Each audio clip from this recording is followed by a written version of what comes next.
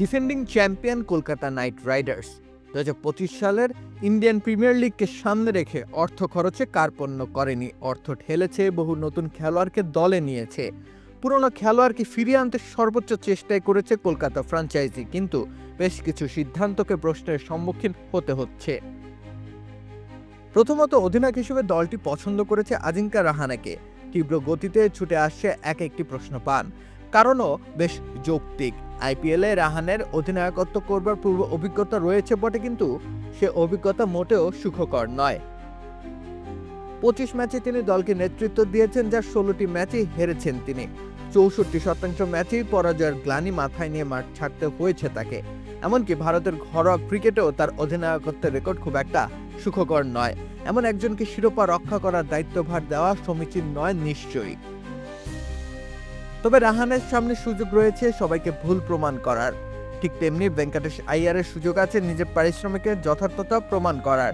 তাকে দলে ফিরিয়ে আনতে 23.75 কোটি রুপি খরচ করেছে কলকাতা নাইট রাইডার্স, কিন্তু এত অর্থ খরচ করবার মতো ক্রিকেটার ভেঙ্কটেশ নন। তেমন ভাবনা থেকে সমালোচনা হচ্ছে নাইটদের পরিকল্পনার।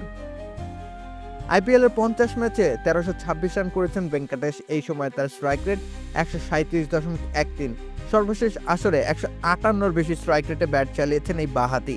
46 গড়ে 370 রান করে দলকে শিরোপা জেতাতে সহায়তা করেছেন ভেঙ্কটেশ আইয়ার। সে কারণে তার পেছনে এত অর্থ খরচ করতেও দ্বিধা করেনি কলকাতা। তিনি নিশ্চয়ই আবারও বিধ্বংসী রূপ ধারণ করবেন। তবে রিঙ্কু সিং এর আগ্রাসন দেখার জন্য অধিকাংশ দর্শক মুখিয়ে আছে। 2023 আসরটা তিনি মাতিয়ে রেখেছিলেন ব্যাটের ঝংকারে, কিন্তু 2024 আসর কেটেছে একেবারে সাদামাটা ধাঁচে।